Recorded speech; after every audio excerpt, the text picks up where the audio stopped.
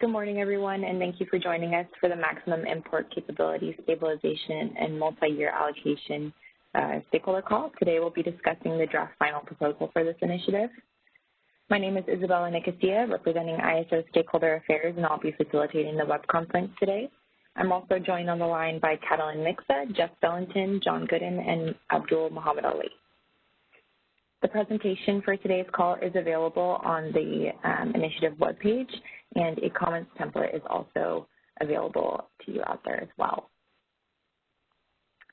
Today's call is being recorded, and the video file will be available on the initiative webpage for a limited time.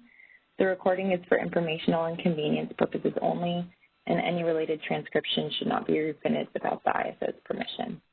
We will be taking questions throughout the call today, and you can enter the question queue at any time by pressing #2 on your telephone keypad. Just a reminder to everyone to please start by introducing yourself before asking your question.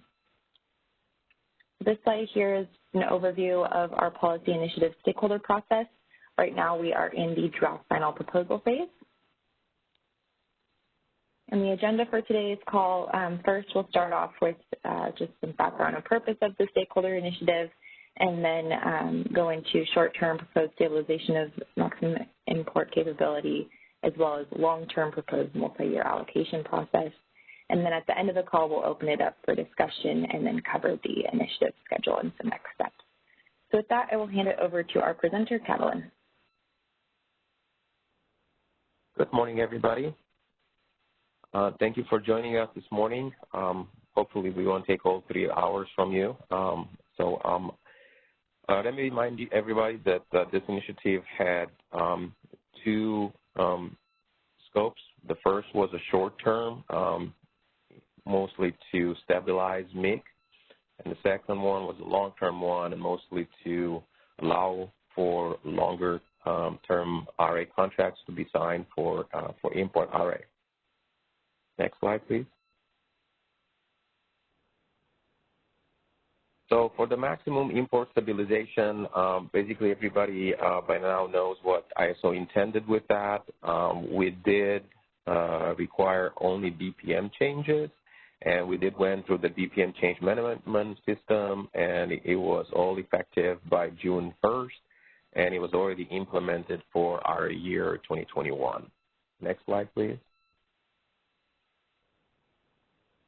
So just a reminder what that is. Basically, we changed from using just a regular 2-year back calculation. Now we're using highest 2 years among the last 5. Next slide, please. So the majority of stakeholders did agree that this is an improvement to the existing method, and we understand there were some of you who really wanted a lot more extensive changes included. We could not reach an agreement what those extensive changes are,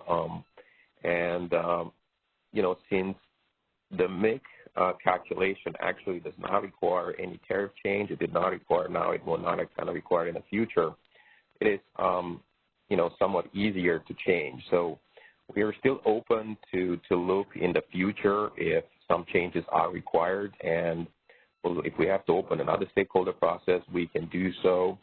Again, it can be done much faster because we only require BPM changes.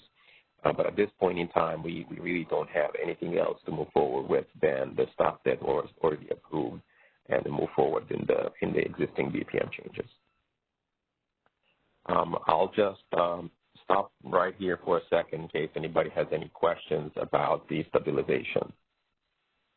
As a reminder, you can ask a question by pressing #2 on the telephone's keypad. Carice, will you let us know if anybody enters the queue? At this time, there are no questions. Thank you. Thank you. So I guess let's move forward with the most interesting part that everybody's looking forward to, the multi-year allocation process, or, the way we entertained it the last time we talked about was actually a single-year allocation process, but with the possibility to lock MIC at the branch group level if you have a multi-year contract. So we do require tariff changes, and we do require BPM changes for this one. The changes are far more extensive, and we plan to move forward and do this for our year 2022. Everything needs to be implemented by basically mid-June 2021. Next slide, please. So on the first few rounds of iteration, really everybody agreed to two things that were in our proposal. One was the transparency, and the one was the change to remaining input capability allocation method. And I'll talk about each one a little bit on the next few slides. Next slide, please. Basically, ISO fully intends to move forward to making everything as transparent as possible. We will be publishing LSC holder, lockup amount, lockup date, lockup expiration date, anything that has to be making it more transparent. We intend to move forward with that. And the details will come when we go into the BPM and tariff language. Next slide, please. The other part that pretty much everybody agreed to was that changes to remaining input capability allocation method. Just a reminder for everybody what this is. So based on the current method, the LSCs that are below their load share ratio, as you can see from this example, there's only one that's above their load share ratio. It's LSC 4 in here.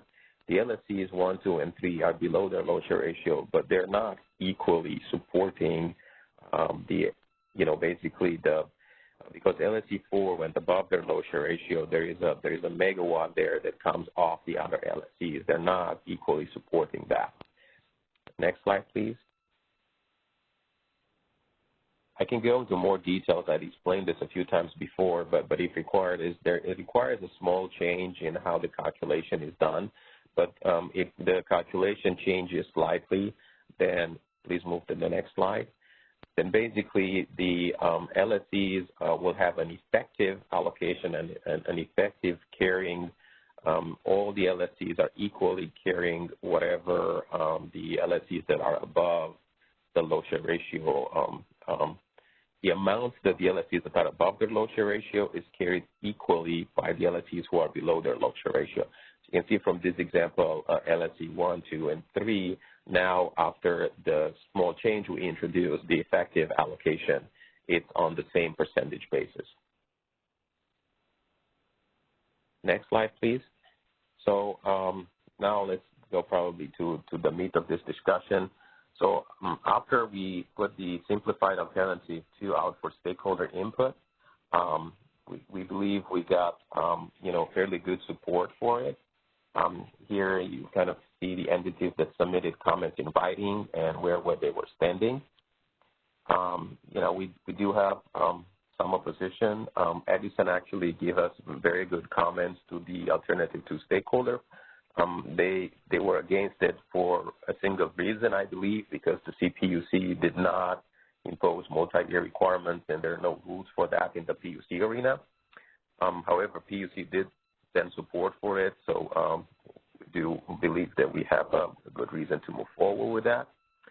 We also got a position from the 6 cities, CMUA, and SMUD joined them, and mainly because they would like the process to be eliminated. Next slide, please.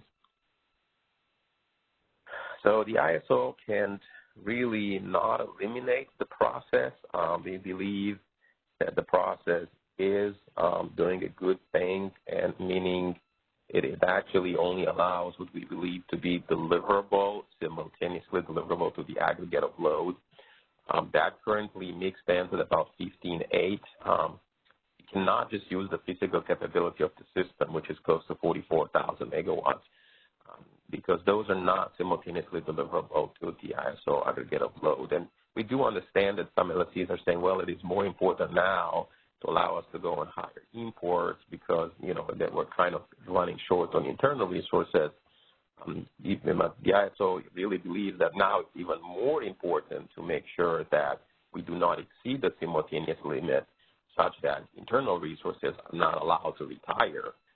Otherwise, we could create a real reliability problem. Also, the ISO cannot move to do the testing after the showings are in. That actually extends everything by at least a month at the end of the process, and it becomes very complicated and high ramification on CPA backstop cost allocations for that. From these two reasons, the ISO really cannot eliminate the process that we have today. Next slide, please.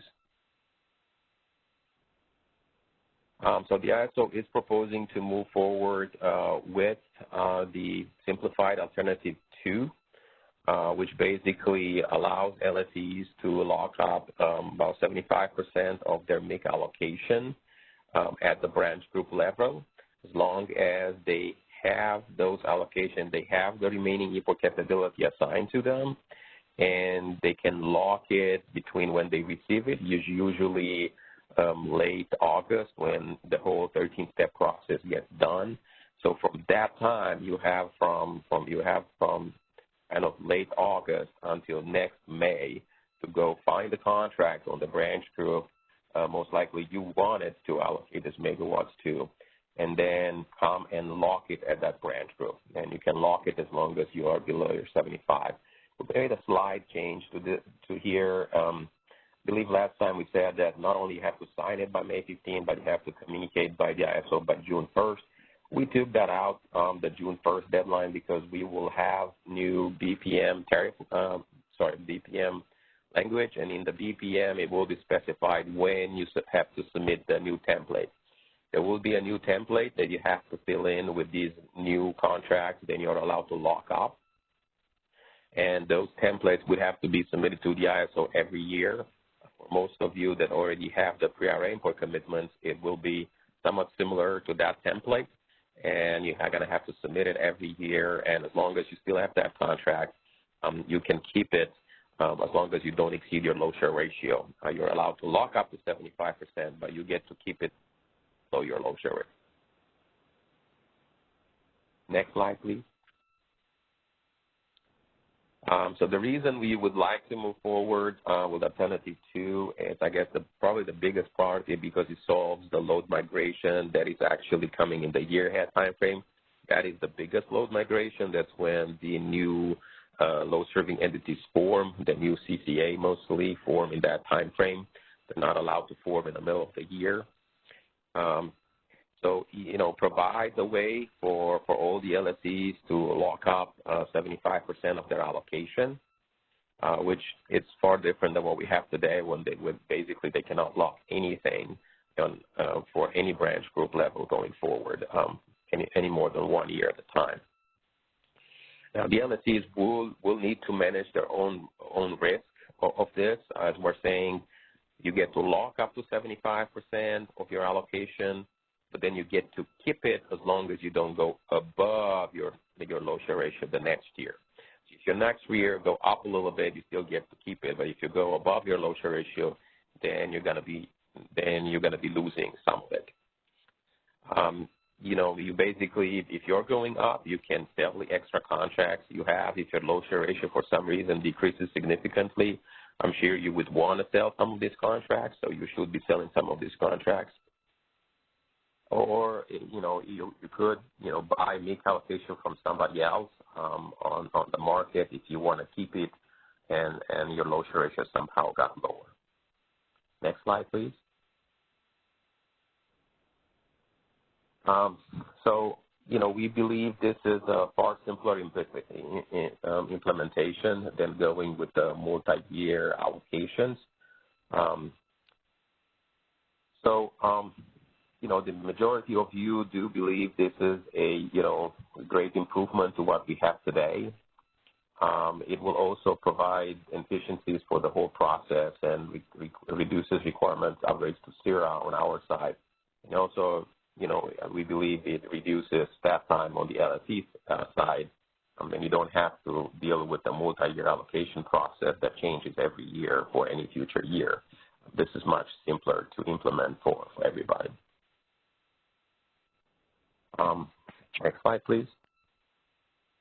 So this would require a few tariff changes. I'm just not going to go through the detail of the tariff changes yet because we're going to have specific stakeholder call just to deal with the tariff language change and the BPM language change.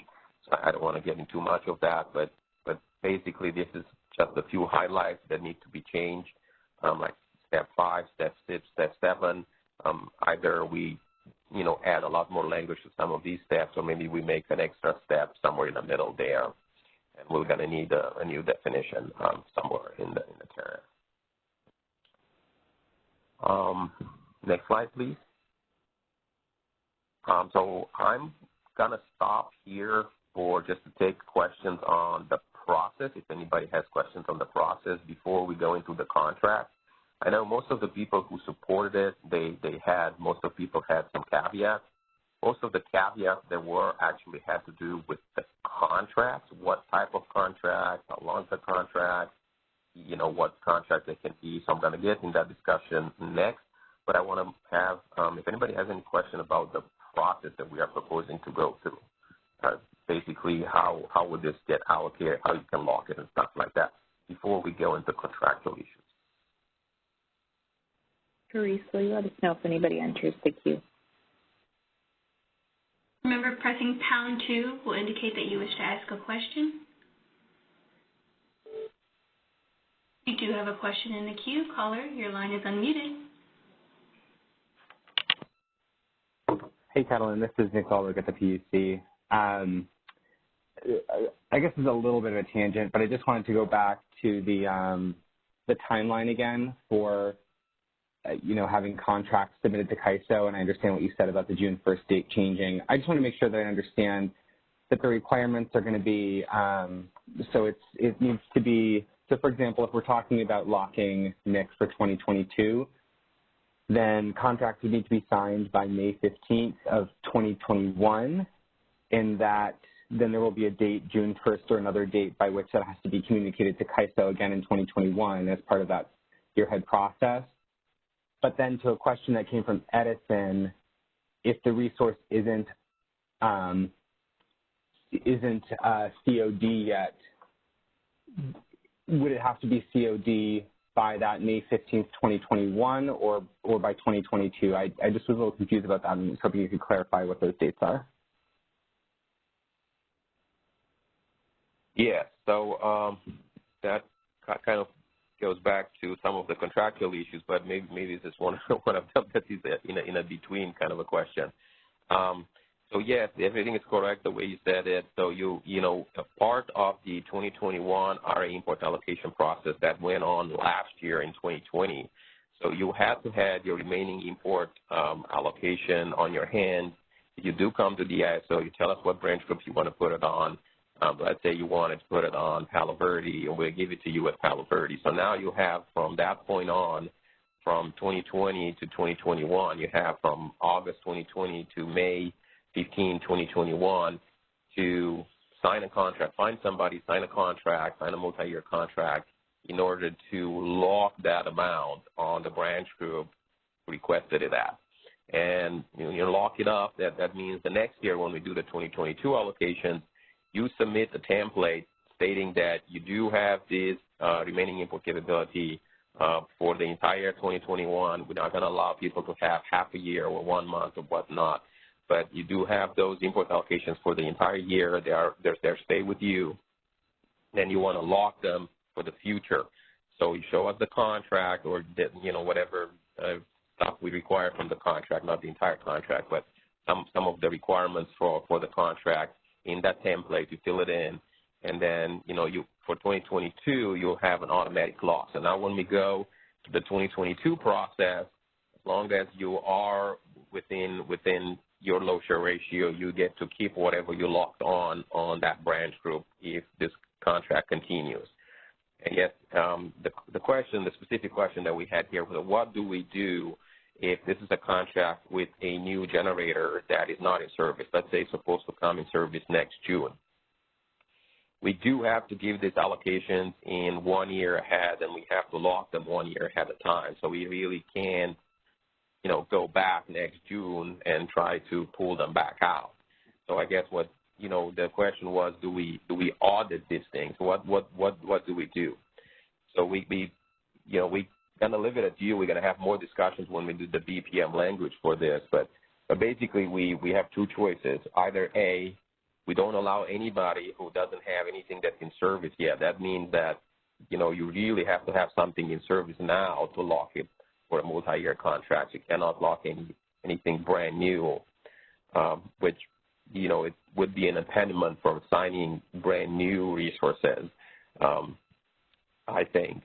Or we could just say, okay, as long as the generator that the contract party that you sign with give us an affidavit that this is where, you know, so maybe along with the signing the template, you give us an affidavit from the generation owner that currently their current in service date is by sometime next year.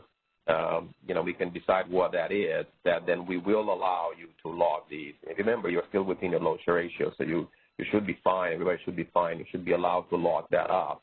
I guess, to me, it's more or less it's kind of bad on you if the generator doesn't make it. Now you have some allocation you really can't use. Maybe you could sell to somebody else. But since you're still within your load share ratio, you're kind of doing a disservice to yourself if that generator really doesn't come in service. You'll have to go find some other replacement or something.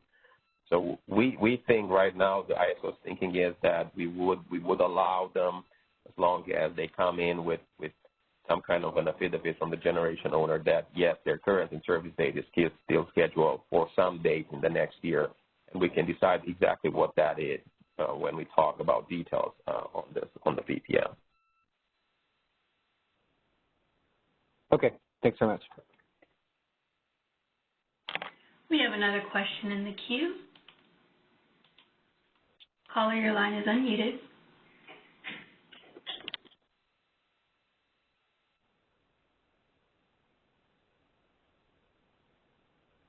Hi, Kathleen. This is Weizhou from SCE.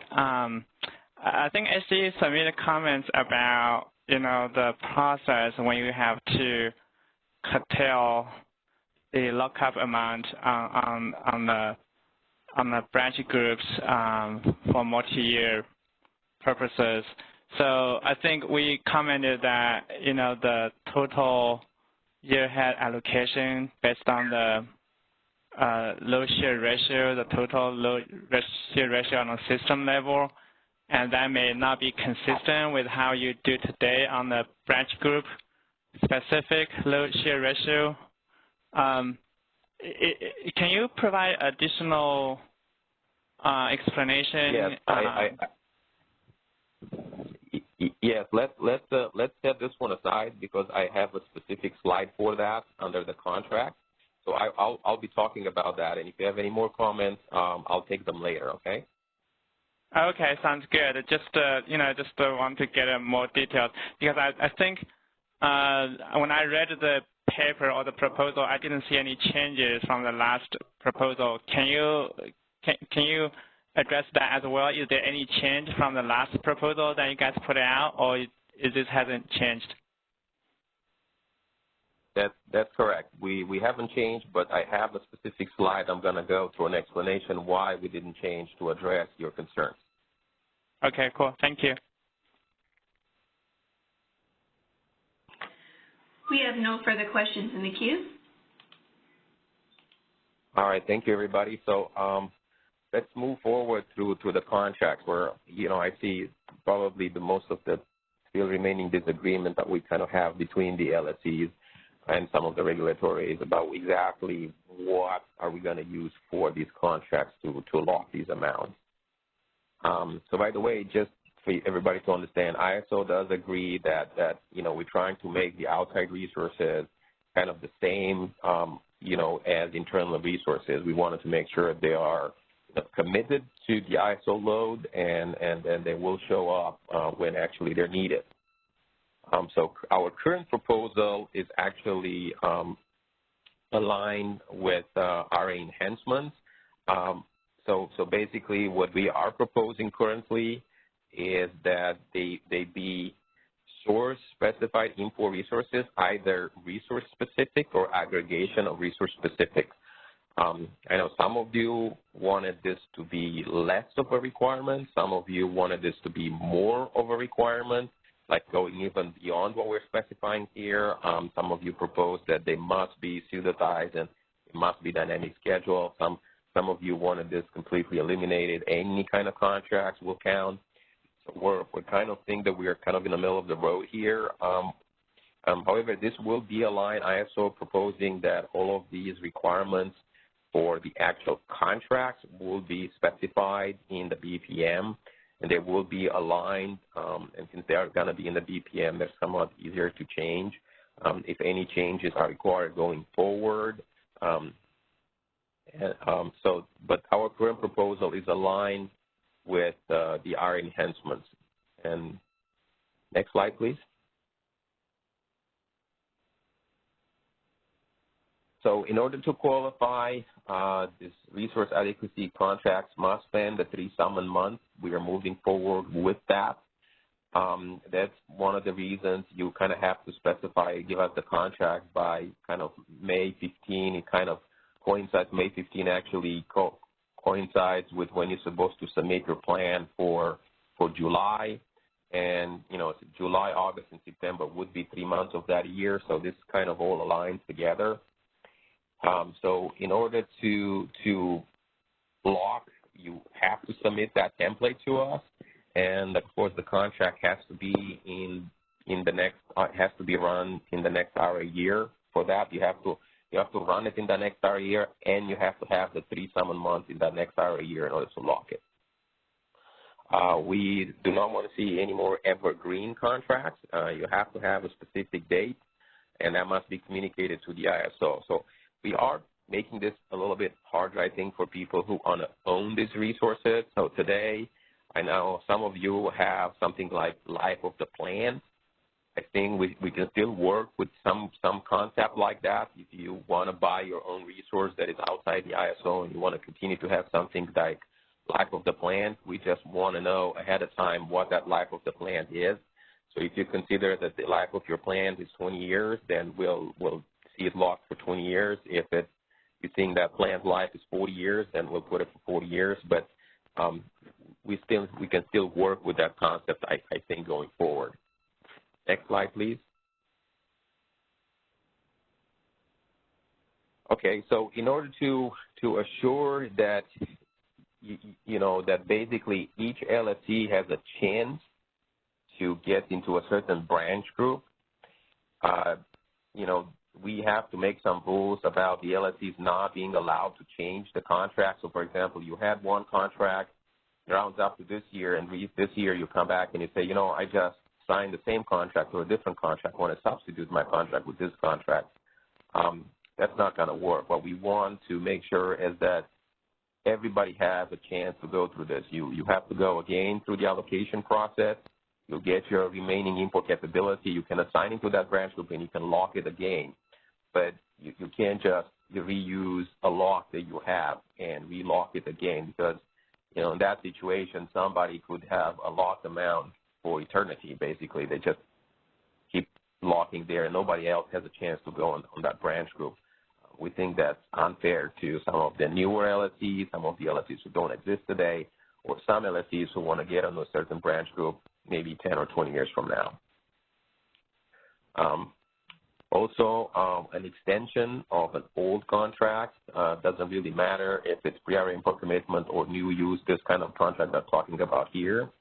It will be treated as a new contract, and you have to respect all the new rules that will be in the tariff and BPM at that point in time. So what we're trying to say here is if you have a contract today that is not resource specific, or a multitude of resource specific, it comes from a multitude of resources that we know exactly which ones they are, you will have to change it and update it in order to count as new use. So you'll have to make it either resource specific or so you will have to renegotiate your contract and bring it up to par with whatever the current tariff and BPM requirements are when you lock this amount. Now, once you have it locked, we can allow that lock to stay in for as long as it was envisioned the contract to go through.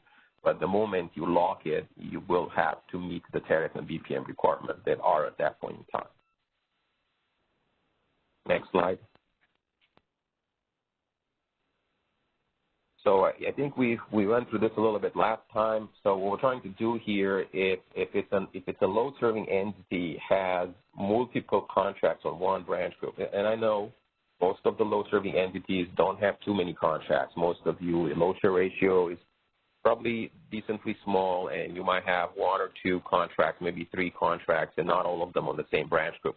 But some of the bigger LSEs, just for them to understand how this works, if you do have multi-contracts on a single branch group, we will be giving you the maximum of the totals of those contracts by month. So we'll look at all the months and we'll see which one is the maximum. We'll give you that one. We would not be giving you the maximum of each contract. Meaning if the contract has different maximum on different months, we don't just add the maximum across different months. We will add the maximum for by month, and then you only get that one. We had a lot of questions from people regarding this one. Some people complained that, okay, so I can go sign a really high contract in March and some smaller amounts in, June, July, and August, and then I get to block everything starting in March, and then, I have a lot of MIC left in the summer months, and I could make some money by selling that. So we thought about that, and we come up with the new rule. The next slide, please. So basically, in order to avoid excessively high opt-in contracts, but also to allow resource-specific, because we went through the NQC list and we looked at resource-specific contracts. What if you buy a combined cycle? Well, a combined cycle has higher, NQC in the winter than it has in the summer.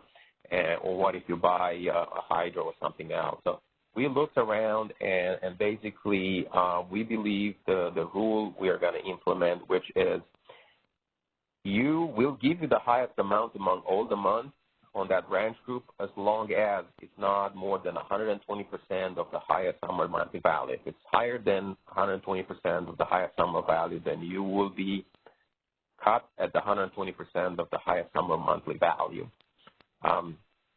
So all of the CTs, all of the combined cycles, majority of hydros, they all fit within this rule, and you should not have a problem to get a resource-specific contract within these values. Again, if you do want more than that for the off-peak period, you're going to have to go through the regular process. You're not getting a lock for that. You can go through the regular process to get some more or buy some more allocations from somebody else for a couple of months. Next slide, please.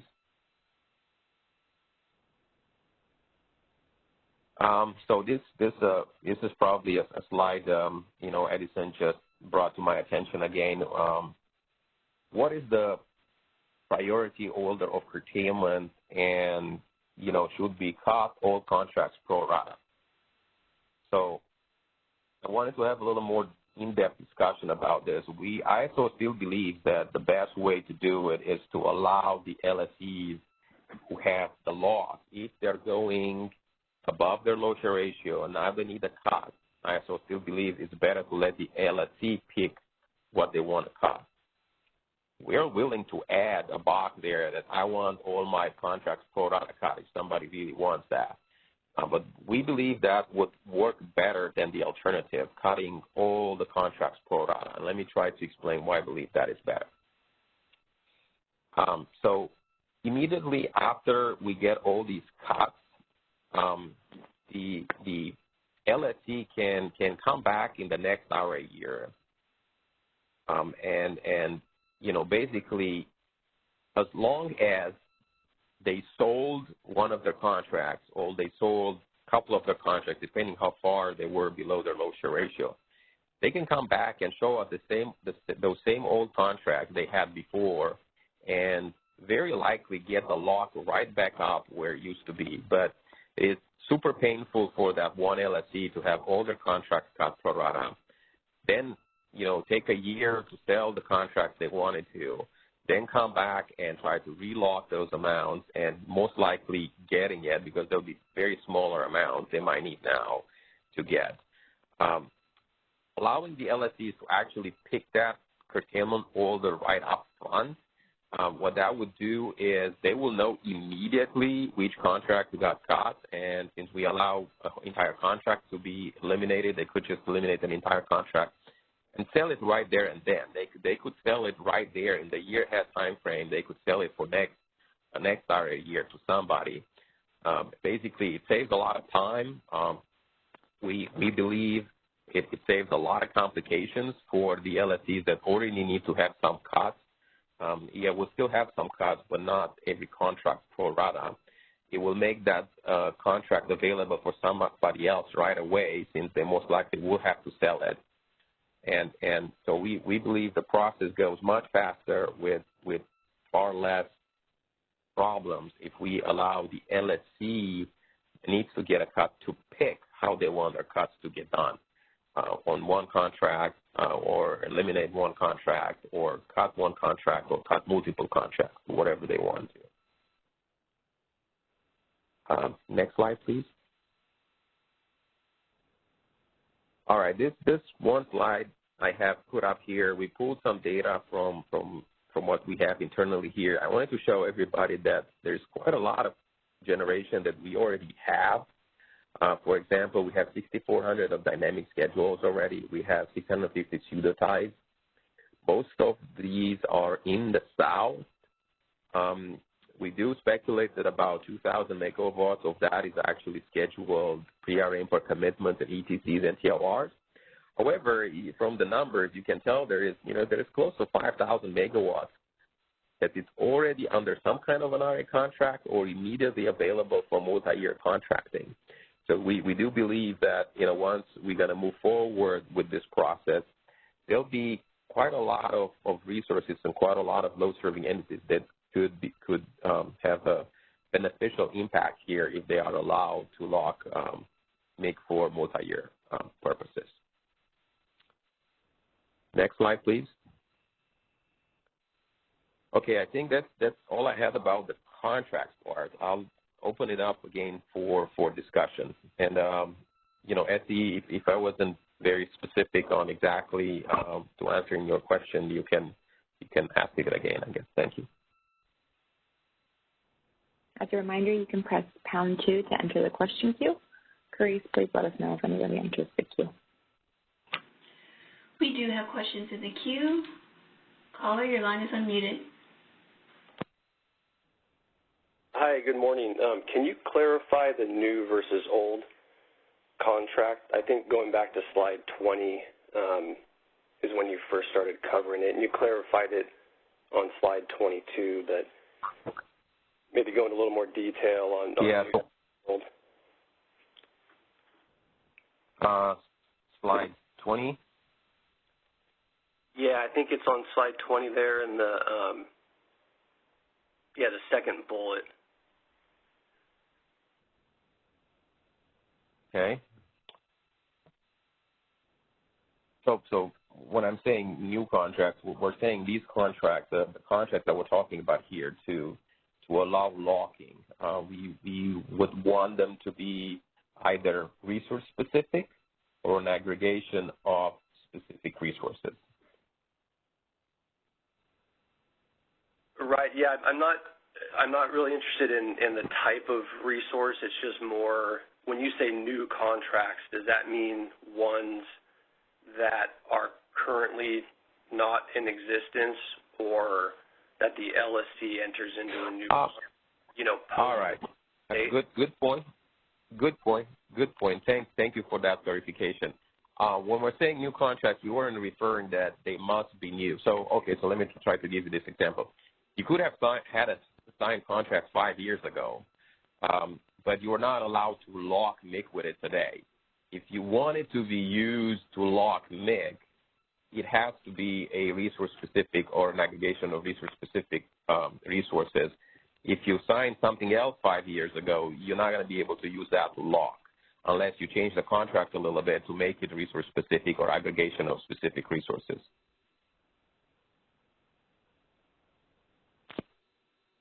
But you can use a contract that we signed 5 years ago. When I'm saying new, it's just, are these newer type? I was trying to differentiate between these and the old pre-RA import commitments, those that were signed before 2006. So all of those contracts that were signed before 2006, they have a specific requirement in the tariff, and we're going to live with those until they expire. So those requirements for those do not change. When I'm saying new contracts, it's basically anything that was signed since 2006 that people do not have a lock on the branch group today for. Okay, so you're going to grandfather pre-2006 contracts, but pretty much anything after 2006, unless it's already resource-specific or aggregated for specific resources, that those are going to require renegotiation. Yes, anything that was signed before 2006, it already has, under the ISO tariff, it's called the pre-RA import commitment, and those will be honored until they expired with whatever rules were in the place at that point in time. Here what we're talking about is allowing contracts that were signed after 2006 that did not have the pre-RA import commitment to lock MIC at the branch group. For these newer type, well, it's newer, it's past 2006, I guess, or brand new that people have never signed before, they would have to meet these new tariff and BPM requirements if people want to lock MIC. If you don't want to lock MIC, well, then you don't have to meet the new tariff requirements. But if you do want to lock MIC, you would have to meet these new requirements. You know, if that entails, you know, changing your contract somewhat in order to allow for this lock to occur, then it is up to you if you want to do that or not. Okay, this is clear now. Okay, and then could you just quickly jump to slide 22, because I think on that slide I recall you talk about the old contract. Okay, so there's the pre-RA import commitment. That's the pre-2006 contract. Yeah, that's what I was talking about. So if you wish to extend, if you had a pre-RA import commitment contract, this is something that was signed before 2006, and today it's called pre-RA import commitment. And if you want to extend one of those contracts, you cannot just extend the old contract the way it was. You have to bring it up to par to the new tariff and BPM requirements in order to achieve this new lock that we're talking about here. If you want to continue, because once they expire, those pre-RA import commitments, they have no lock whatsoever. They're treated like any one-year type use. So if you want to, you know, start locking new use now, this old contract that was pre-RA import commitment signed before 2006, you can't just extend it the way it was. You have to bring it up to par with the current tariff and BPM requirements in order to achieve this new law. Okay. Thank you. Thank you for clarifying.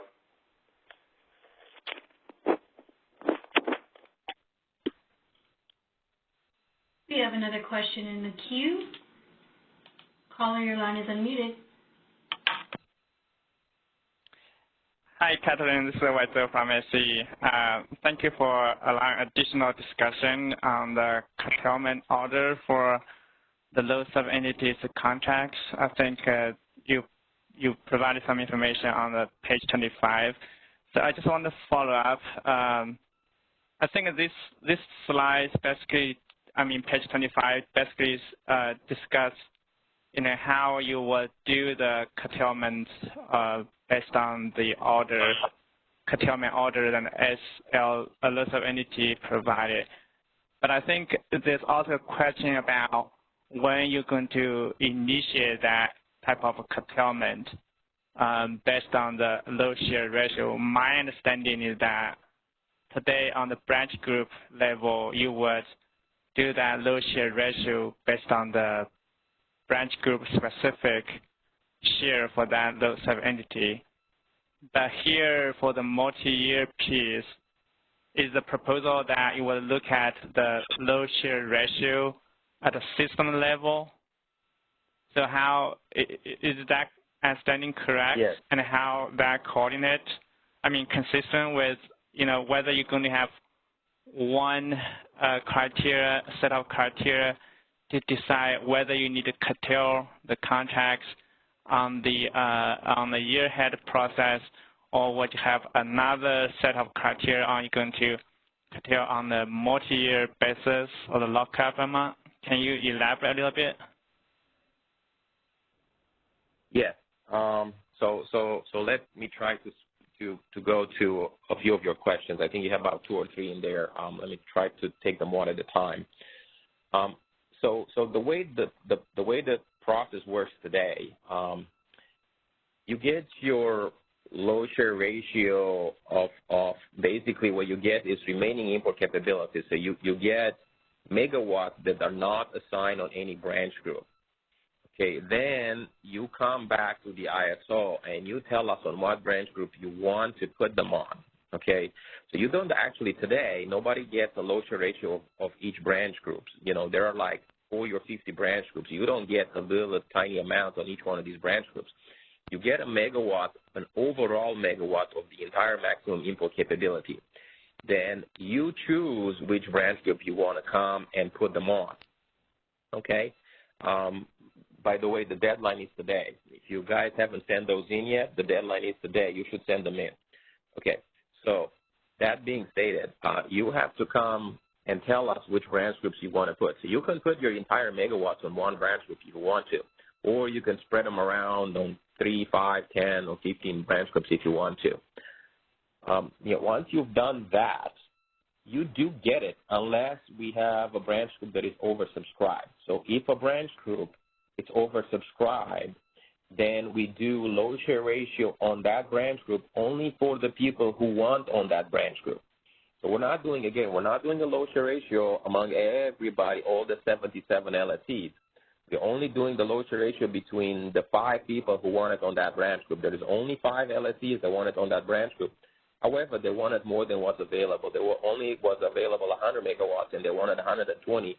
If we can't give 120, we're going to look at the load share ratio between those 5 people only, 5 LSEs only on that branch group, and they each get their load share ratio. Well, if you requested below your load share ratio, you get everything you requested, and then the extra megawatts go to the other people. Okay, so there is a kind of an iteration there when we do this math. And so that's how that is done today. What I'm proposing here is that once you receive those megawatts, so let's say everybody went, whatever branch group they wanted to. You, as the LSE, you only wanted 2 branch groups. You might not have a tremendous amount of megawatts. They only wanted 2 branch groups. So now, for those 2 branch groups that you want 20 megawatts on this one and 20 megawatts on the other one. Now that you have that, if you go sign a contract till May next year, you can lock those 20 megawatts that you just received at that branch group level going forward. And the lock is 1 year at a time, okay? So what we're saying here is that you're showing us the contract. You have a show on contract for this branch group for 20 megawatts. We're allowing you to lock that 20 megawatts next year. So next year, you basically have an assurance that you get 20 megawatts over there, unless you go above your load share ratio. The load share ratio, again, it's for all the megawatts that you have in the ISO, not for that branch group, because we're not doing branch group by branch group. We're doing overall megawattage. So if your megawattage overall is above what your load share ratio dictates, now you have to cut a contract. So what we're allowing you to do is, to tell us, among these 2 contracts, which one you want to cut first. Well, I want this one cut first, or I want this entire contract eliminated. If you have to cut something for me, just throw away this contract because I'm going to get rid of it, or cut a piece of it, or something like that. We'll think how to work that through. We're going to work with you guys to figure out how this is a better way to get it done.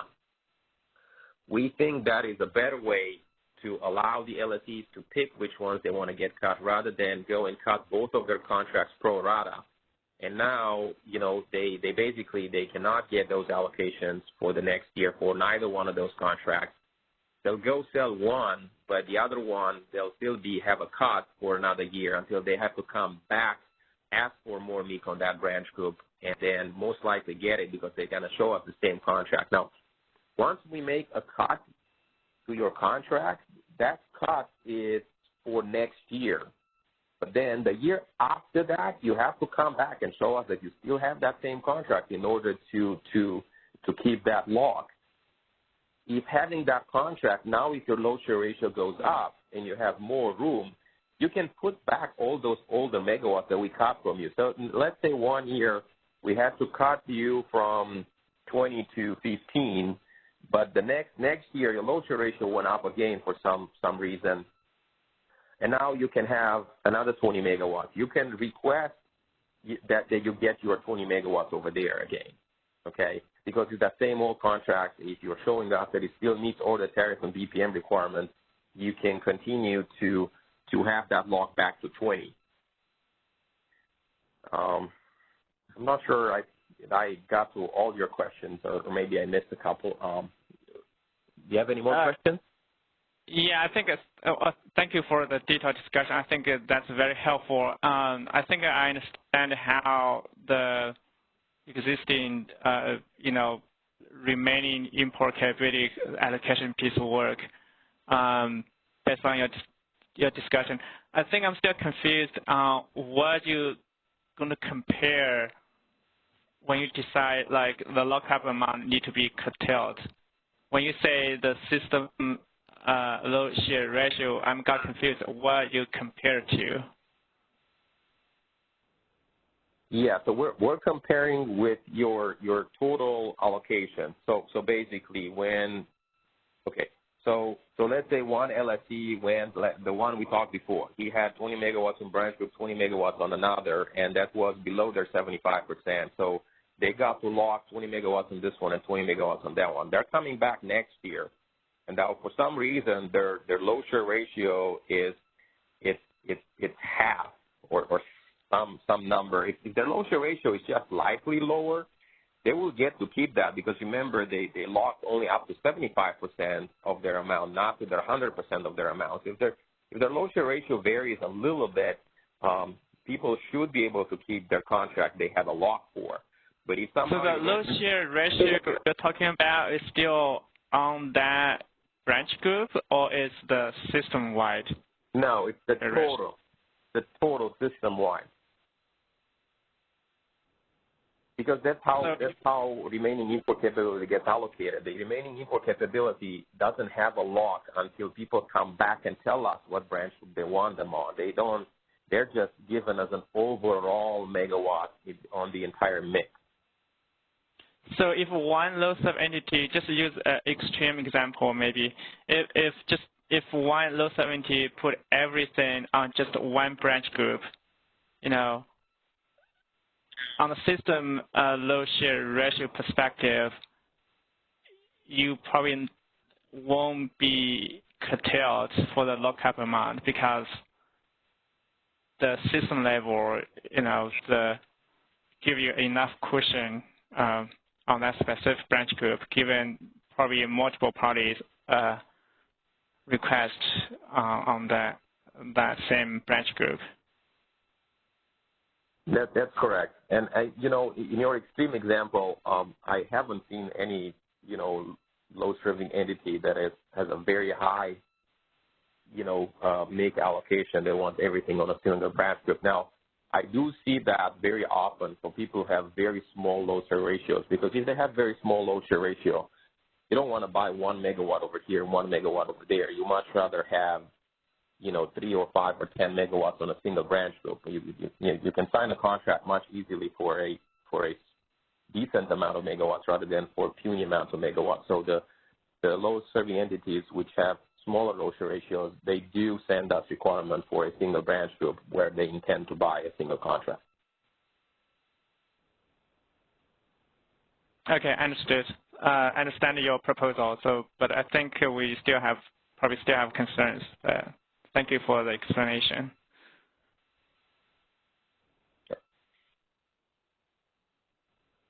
We do have another question. Yep, there is. Caller, your line is unmuted. Hi, this is Andrew with SMUD again, Andrew Meditz. Another question I have, I think it's slide 26. If you could jump forward there.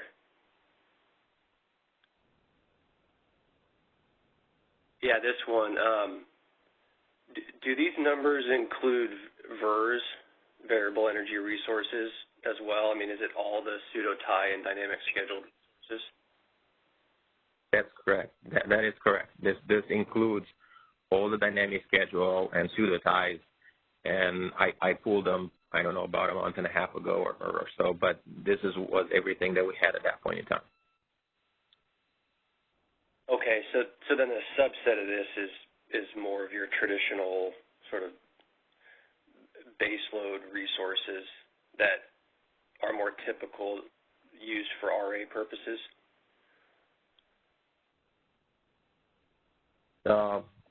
Correct. So this includes everything. This includes, I did not try to just pull, thermal resources or hydro resources or VER resources. I just pulled everything we had together. Okay. Thank you.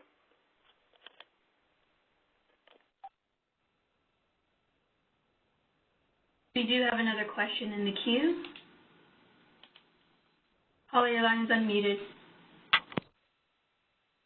Hi, Catalin. This is Scott Olson with Direct Energy. I had a question about the resource-specific requirement that you talked about on slide 20. I know that you mentioned during your presentation that this will align it with what's been proposed in the RA Enhancements Initiative, and a discussion of this came up last week during RA Enhancements, specific to how will that align with the current CPUC requirements for RA showings, which does not require the resources, the imports to be resource specific. And the answer last week when this was asked about alignment with PUC is that the RA enhancements folks are assuming that the PUC will be requiring this in the future. And then the question was given to say, well, what if that doesn't happen? And there wasn't an answer to that yet. So are you going to wait to require this until there's changes in the PUC language for RA, or what's the plan to align it specifically to what the PUC currently requires? Right. So my requirement was to make sure it aligns to our enhancements. So we're moving forward with this proposal to be in step with our enhancements. If through that process it comes up that we need to change it, and we are willing to change it to make sure it stays aligned somewhat. Now, if CPUC wants to have even more stringent requirement, that I guess that can always be done. At this point in time, we are moving forward, and I do plan to put all these and talk about all these contract requirements mostly in the BPM. Therefore, they'll be easier to change and align with shorter stakeholder process. I don't believe we're going to have Tariff 4 BPM till probably sometime early next year. That needs to be moved forward. So we do have a little more time to work on this. I don't want to make the central point of this stakeholder process exactly what this contract needs to look like. I'd much rather have them align and have that discussion in the RA enhancements stakeholder process. I think that's fair, and I appreciate that. The concern I had is that either the RA enhancements or this initiative would require something that goes above and beyond what the PUC currently requires, which does not require resource-specific imports. So just the concern was that this initiative would require this for the 2022 RA year before the PUC requires it themselves as part of their RA rules. So provided that, as you just mentioned, you have some flexibility to be sure things get aligned based on what both the RA enhancements is doing as well as anything in future tracks of PUC RA proceeding, then I think that's fair. I just want to be sure that this doesn't get ahead and require something more restrictive than what. Right. We're trying to align it. So first of all, we're trying to align it. That's definitely our number one priority.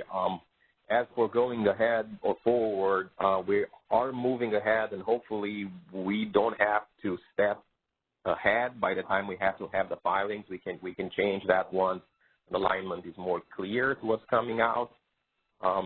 If it's not clear, as I said, we intend to put these details about contracts into the BPM. Therefore, even in the ISO's world, they'll be able to change that once an alignment is required much faster within a couple of months through some BPM changes. Thank you. We have no further questions in the queue.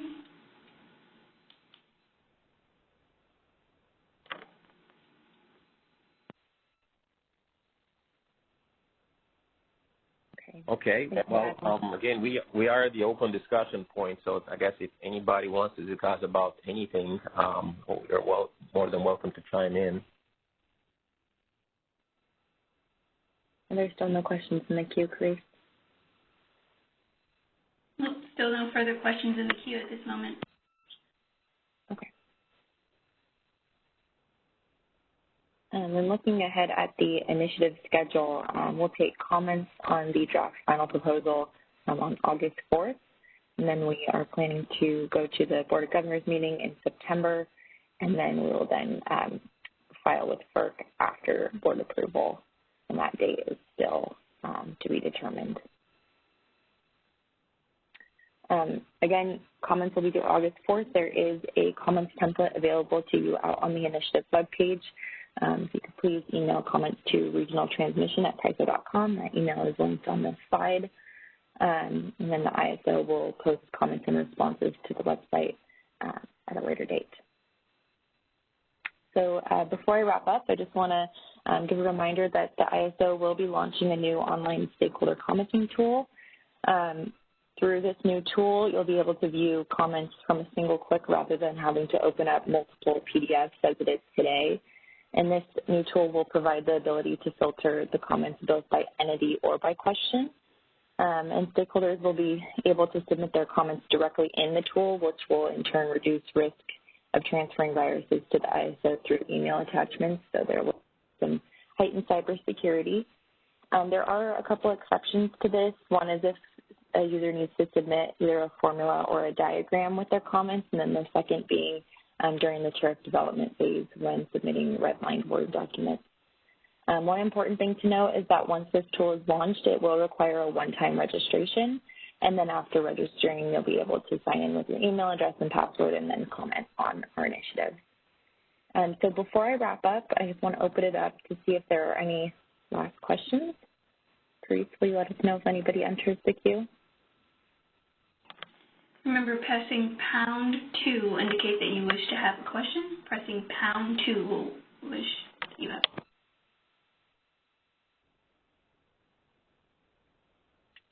You have no questions in the queue. Okay, thank you. Catalin, before we conclude, did you have anything you wanted to add? Yeah, thank you everybody for participation. Please submit your comments, and we'll intend to move forward with this at hopefully the September board meeting. We'll start the tariff and BPM language either before or right after that. Okay, everyone. Thank you for joining us, and have a great rest of your day. That concludes today's meeting. You may now disconnect.